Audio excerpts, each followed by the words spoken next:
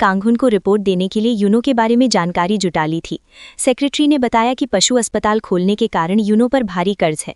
Secretary ने कांगहुन को याद दिलाया कि अगर वो उसकी जान बचाने के बदले उसे बड़ी रकम देता है तो वो उसे एक यादगार कहानी के रूप में याद रखेगी। हालांकि कांगहुन कभी भी अहंकार में यूनो के खुद उसके पास आने का इंतजार कर रहा था। उसने अंदाजा लगाया कि वो जल्द ही यहाँ आएगी और जान बचाने के बदले पैसे मांगेगी। लेकिन बहुत समय बीत जाने पर भी जब उसने संपर्क नहीं किया तो उसने खुद उसे ढूंढने का फैसला किया। इस फैसले ने सेक्रेटरी को बहुत हैरान कर दिया। सेक्रेटरी को उम्मीद नहीं थी कि अहंकारी राष्ट्रपति इस तरह खुद को झुकाएगा। कांगहुन ने समझाया कि अगर आप किसी के ऋणी हैं तो उसे चुकाना होगा। जब कांगहुन गाड़ी चलाकर यूनो के क्लिनिक पहुंचा तो उसने देखा कि वो एक ग्राहक से कुत्ता न नहला पाने के लिए माफी मांग रही है। वो अचानक मुस्कुरा दिया। कांगहुन ने चुपके से उस प्यारी मुस्कान की तस्वीर खींच ली। ये उसकी वहां पहली बार थी, लेकिन वो यूनो से बात करने अंदर नहीं गया और चला गया। अगले दिन वो फिर से क्लिनिक गया, लेकिन वो बंद था। जब वो जाने ही वाला था उसने उसे साइकिल से क्लिनिक आते देखा। यूनो ने देखते ही पहचान लिया कि ये वही व्यक्ति है जिसे उसने बचाया था। दोनों क्लिनिक के अंदर गए और बात करने लगे। कांगहुन ने यूनो से अपनी प्यारी बिल्ली को बंद करने के लिए कहा, क्योंकि वो अपने ऊपर उड़ते बिल्ली के बालों को बर्दाश्त नहीं कर सकता था। ये सुनकर यूनो ने उसे बाहर जाने के लिए कह दिया, क्योंकि उसने उसे यहाँ नहीं बुलाया था। कांगहुन आगे बढ़ा और बोला कि वो कर्जदार बनकर नहीं रह सकता।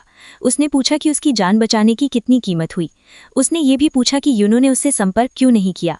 यूनो ने जवाब दिया कि वो उसे जानती ही नहीं थी तो संपर्क कैसे करती। तब कांगहुन को समझ आया कि उसके द्वारा छोड़ी गई जानकारी उस तक नहीं पहुंची थी। फिर उसे 7,01,000 कोरियाई मुद्रा का मेडिकल बिल मिला। बिल देखकर कांगहुन हैरान रह गया। उसने पूछा कि क्या उससे कोई गलती हुई है। यूनो को लगा कि शायद कीमत बहुत ज्यादा है, तो उसने सफाई दी कि उसके पास इंश्योरेंस नहीं है और वो एक ईमानदार डॉक्टर है। हालांकि कांगहुन को अपमानित महसूस हुआ।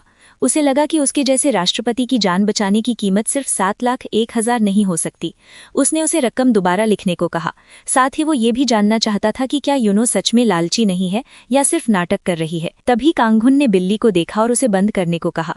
बेबसी में यूनो बिल्ली को बंद करने उठी, लेकिन उसका पैर बिल्ली की गेंद पर पड़ गया। वो फिसल गई और उसका हाथ कांगहुन के कंधे पर टिक गया। आमने सामने होने पर यूनो शर्मा गई।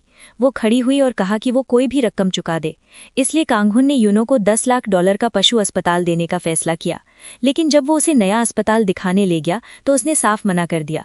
यूनो ने कहा कि उसका वर्तमान क्लिनिक ही उसकी पूरी जिंदगी है। भले ही वो कर्ज चुका रही है, पर उसे अपना छोटा क्लिनिक ही पसंद है। पहली बार किसी के द्वारा ठुकराए जाने पर कांगहुन को बहुत गुस्सा आया। उसने यूनो को वो अस्पताल स्वीकार करने के लिए मजबूर करने की ठान ली। उस दिन जब यूनो काम कर रही थी, मकान मालिक ने बताया कि इमारत का मालिक बदल गया है। नया मालिक इस इमारत को तोड़कर नई इमारत बनाए।